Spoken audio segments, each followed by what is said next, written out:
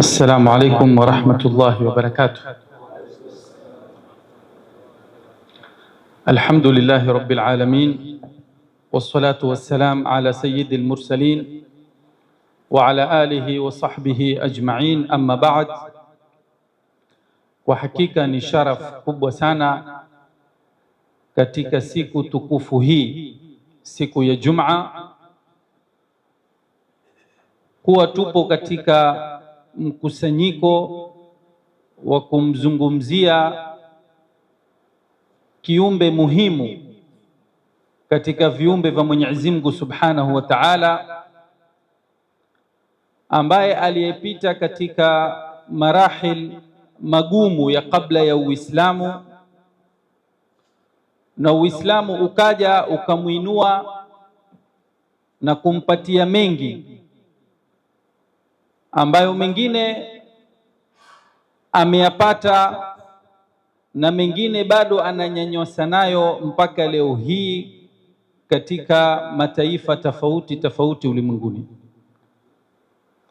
Mwanamke ndiye ambaye kwamba ni maudhu makubwa ya leo, na mwanamke ndiye kiumbe wa pili cha kibinadamu baada ya Adam alayhi salam. Moja kwa moja ikafuatia kupatikaniwa Hawa, ambaye kwamba ni mama yetu sote, na kwa hikma ya Mwenyezi Mungu Subhanahu wa Ta'ala ya kuweka kanuni ya kawama katika ulimwengu, akamjaalia mama kama huyu asiwe ataumbwa peke yake kama vile Adam alayhi salam aliumbwa peke yake. Ilikuwa ipo uwezekano mkubwa sana kwa kudra za Mwenyezi Mungu Subhanahu wa Ta'ala akamuumba Adam na Hawa kama viumbe peke yake, baadaye awakutanishe. Lakini Hawa akatolewa katika mwili wa Adam alayhi salam, mbali kwa hikma ya kawama, pia ni kwa hikma ya kisayansi, pia inakubali na inaunga mkono ya kuwa vitu vyote vinatoka kwenye madini moja. Hii madini moja ambayo kwamba ni ya Adam alayhi salam ndio ikaweza kutoa mwanadamu mwingine, na ikaendelea mpaka leo hii viumbe vote hivi viwe vimepata asili moja ya Adam alayhi salam. Taban hapa pia ni kitu cha ajabu mwanadamu kutoa mwanadamu, hiyo ni katika uwezo wa Mwenyezi Mungu.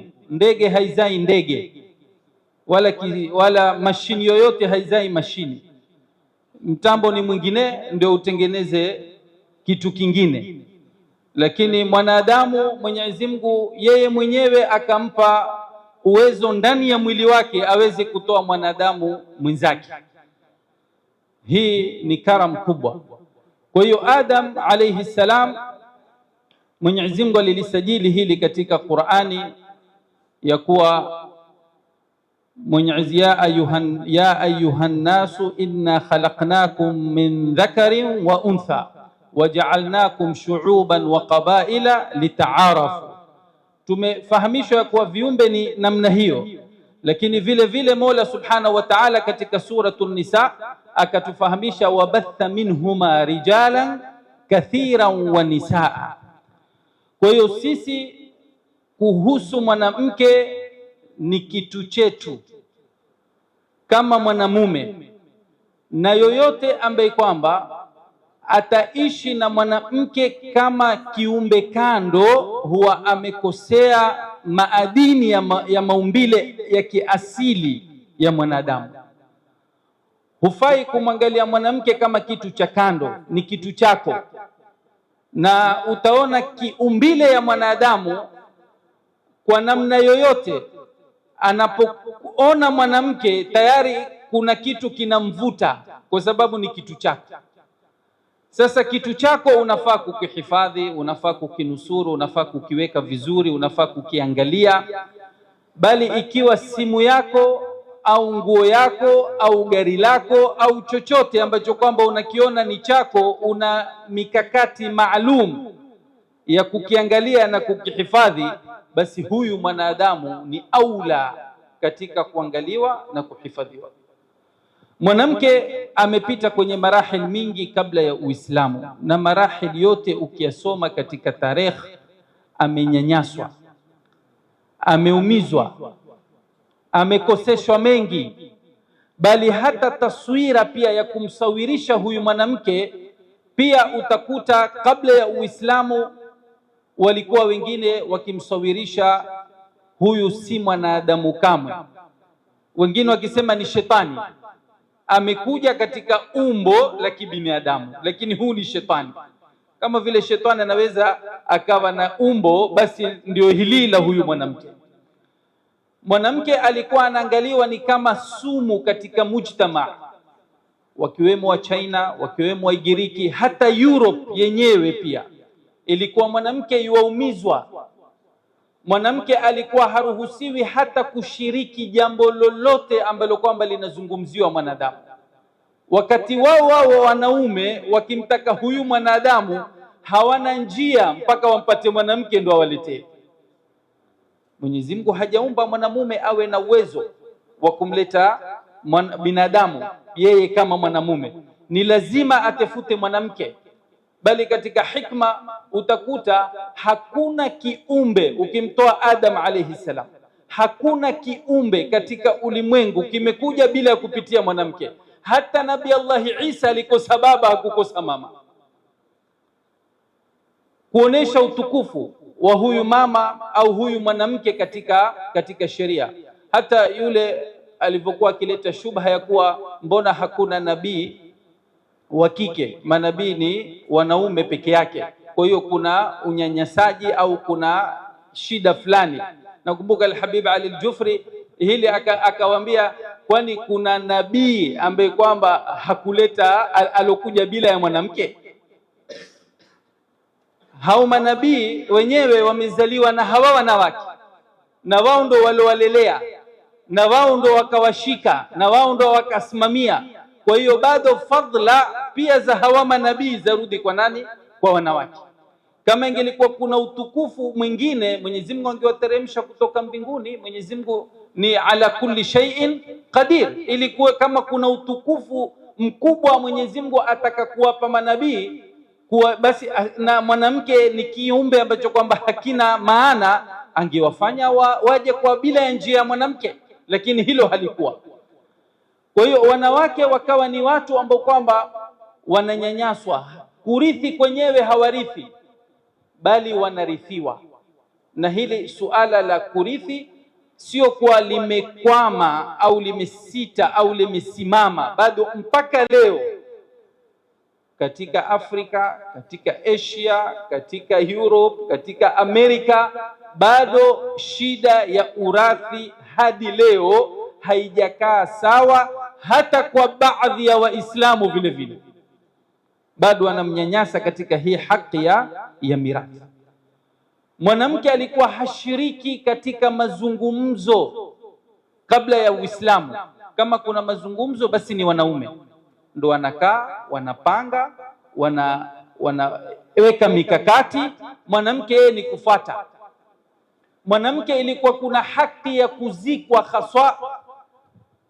Lau amefanya makosa, basi mume wake aweza akamzika na hakuna hatua yoyote atakayochukuliwa.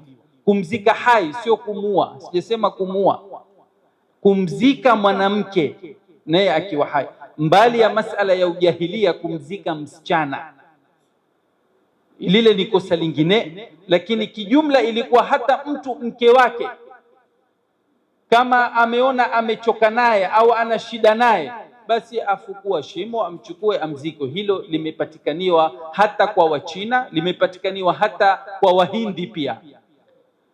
Mwanamke mume wake akifa kabla ya Uislamu alikuwa ni takataka, ima achomwe kwa kuwa huyu khalas hana tena kazi ya kufanya hapa katika ulimwengu, au arithiwe awe ni kama mali, badala ya kuwa alikuwa ni mke, alikuwa ni mama wa watoto. Kwa kufa mume amekuwa kama mali, arithiwe na mtu au auzwe. hizi hali ngumu ambazo kwamba mwanamke amepitia katika maeneo tofauti, ikiwemo pia mambo fulani ambayo kwamba yaliyompata katika bia environment ya Jazira Arabia.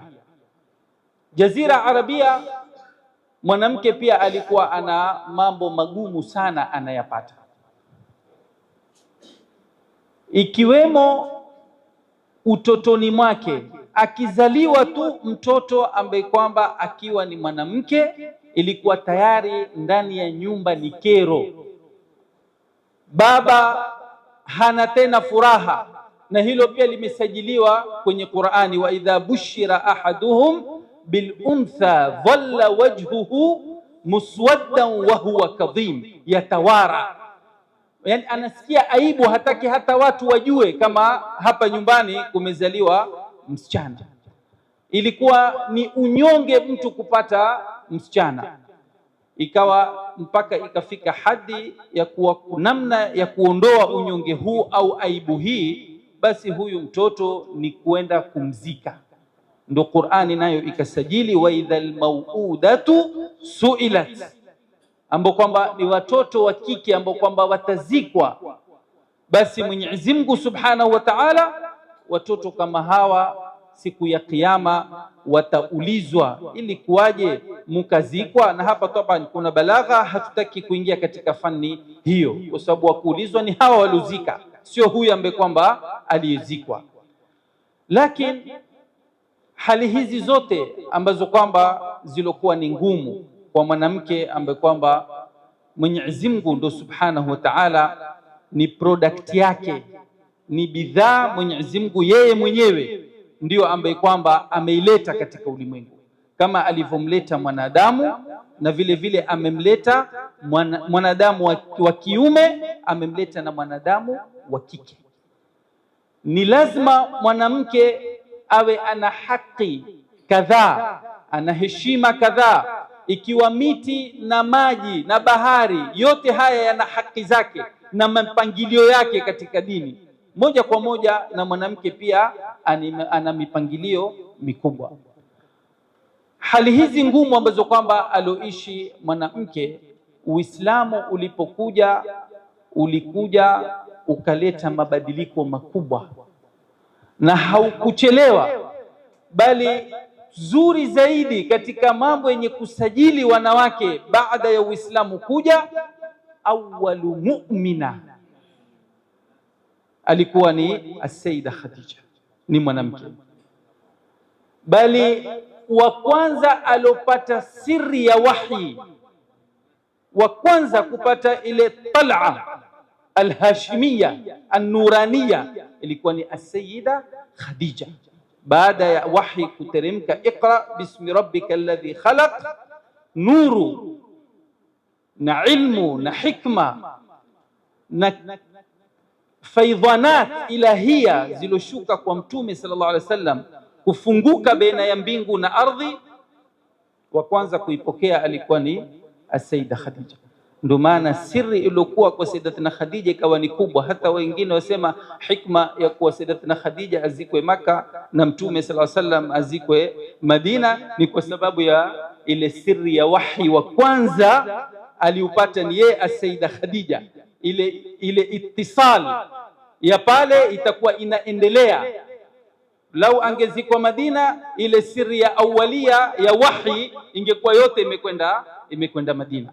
Ndio ikawa ni mlango wa Makka ni As-Sayyida Khadija, kwa sababu ndio alopokea ile nur na wahi ambao kwamba Mtume sallallahu alaihi wasallam alokuja nao, na ndio akamtuliza wanawake katika Uislamu. Mtume sallallahu alaihi wasallam alipokuwa, kulikuwa kuna hali ngumu ya mchanganyiko usokuwa na mpango, wanawake na wanaume walikuwa hali ni ngumu. Kukaanza kukatazwa khalwa ili huyu mwanamke apate heshima,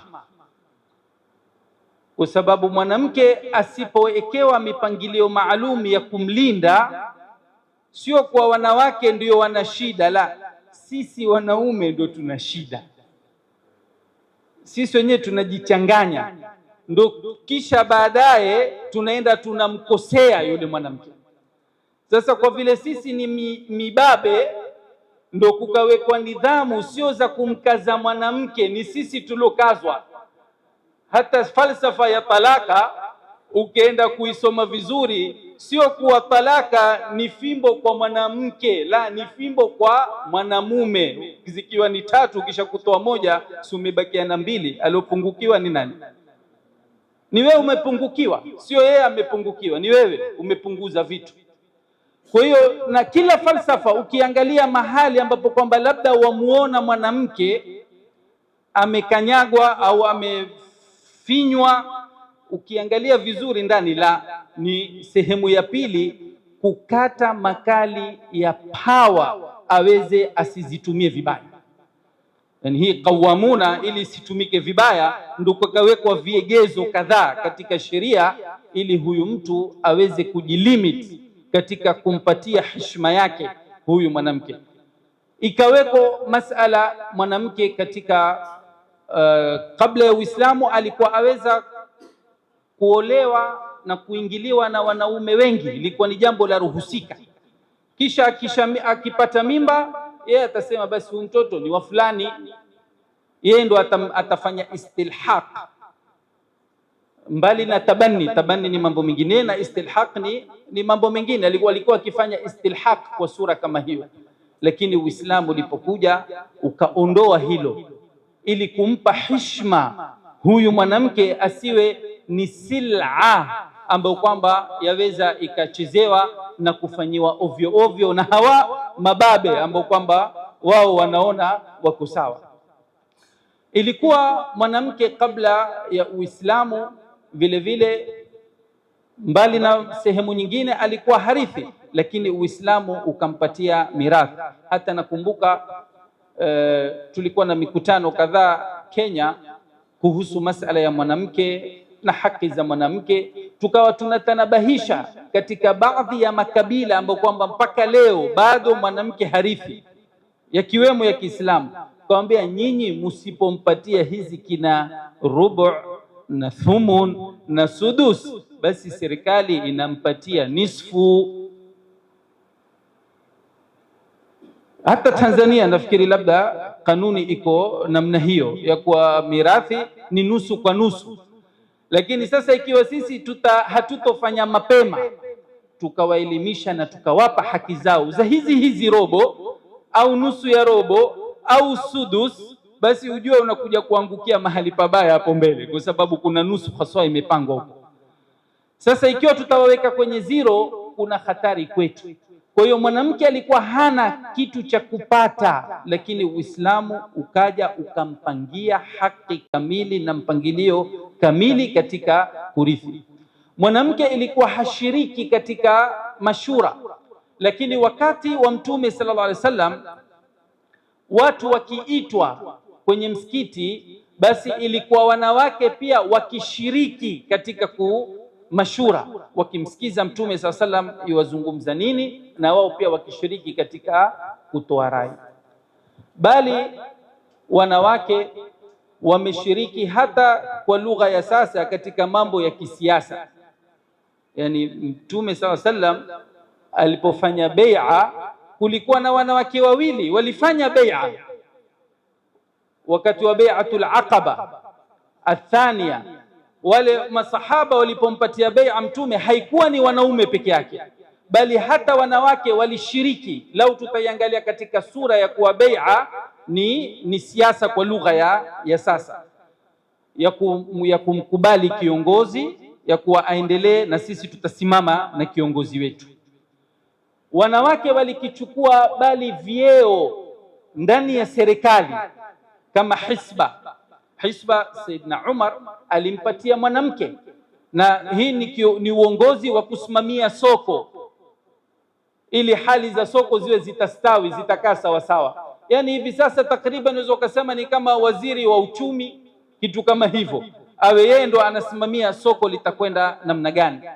Hili lilikuwa ni mwanamke, ndio wakati wa Saidna Umar alilikisimamia, wa hakadha. Kwa hiyo utakuta mwanamke tukimwangalia kubwa kubwa kabisa ambalo kwamba katika Uislamu limemwangalia ni mtu mwenye kukamilisha dau ya mwanamume, wala sio mtu wa chini ya mwanamume. Ni ukamilishaji, takamul. Huyu ana dauri kadhaa ambazo kwamba wewe huziwezi, yeye anaziweza, na wewe una dauri kadhaa ambazo kwamba wewe waziweza, yeye haziwezi. Kwa sura kama hii ndiyo maisha yanaendelea kwa uzuri, na ndivyo Mtume sallallahu alaihi wasallam alivyokuwa akitaamal na wanawake katika mambo yote. Kwa hiyo mwanamke ukimwangalia kwa mpangilio huu utamkuta ni kiumbe ambaye kwamba Mwenyezi Mungu amemweka, ana manfaa ya kila namna ya maisha yetu, na wana mipangilio kamili ya kufanya maisha yetu yasonge mbele. Ndio mpaka yule mmoja akasema, mwanamume yoyote aliyefaulu, lau utamwangalia vizuri, basi jua kuna mwanamke nyuma yake ndio amefanya msukumo huo wa kufaulu mwanamume kama huyo. Kwa kuwa wao wana akili ambayo kwamba ya kinamna yao. Mimi mwanamume na we mwanamume, kila mmoja ana akili ya kinamna yake, na sote ni wanaume. Automatic na mwanamke ana akili tofauti na huyu mwanamume katika kuangalia mambo na katika kupeleka mambo. Atatoa ushauri na atakulekezea mambo ambayo kwamba we mwenyewe hutotarajia. Lau usingemshirikisha, kuna mahali ungekosea. Nikimaliza maneno yangu ili kuachia nafasi mashekhe zetu wakubwa hawa, ni kuwa mwanamke Mwenyezi Mungu amemjaalia anapozaliwa katika neema ya Uislamu kwa mwanamke akizaliwa, basi ni sababu kwa wazee kwenda peponi. Yani wewe ambaye kwamba hujapata mtoto wa kike, nenda mbio uangalie namna upate mtoto wa kike. Hadithi ziko wazi. Mtume sallallahu alaihi wasallam alipokaa na masahaba akawaambia, atakayeruzukiwa wasichana wawili, basi huyo mtu namdhaminia pepo. Na kuna riwaya mmoja akasema, ya Rasulullah, basi na msichana mmoja. Mtume sallam akamkubalia, akamwambia na msichana mmoja. Mwanamke huyu ukamlelea akafika mahali pa kuolewa, wewe ulomuoa umepata kuhifadhika nusu ya dini yako. Alivyozaliwa amefanya nini? Mzazi ameshafungua pepo. Akiolewa wewe mwanamume umehifadhika nusu, hiyo nusu utafanya kazi wewe sasa. Kisha huyu sasa akisha kuwa mkubwa, naye akizaa, hiyo aljannatu tahta aqdam, inakuwa iko chini ya mama, hakuna chini ya baba. Kwa hiyo angalia, akizaliwa ni kheri, akiolewa ni kheri, akizaa ni kheri, kwa kila namna. Inshallah Mwenyezi Mungu atujalie kila la kheri, atujalie tuwapatie heshima zao kamili, na Mwenyezi Mungu atupatie mahaba ya hakika. Mwenyezi Mungu ajalie mkusanyiko huu wa kheri na baraka. Wao walioandaa maandalizi kama haya, Mwenyezi Mungu azidi kuwafungulia na awaandalie na wao ya hapa mazuri, na huko yawe mazuri zaidi. Wal afwa minkum.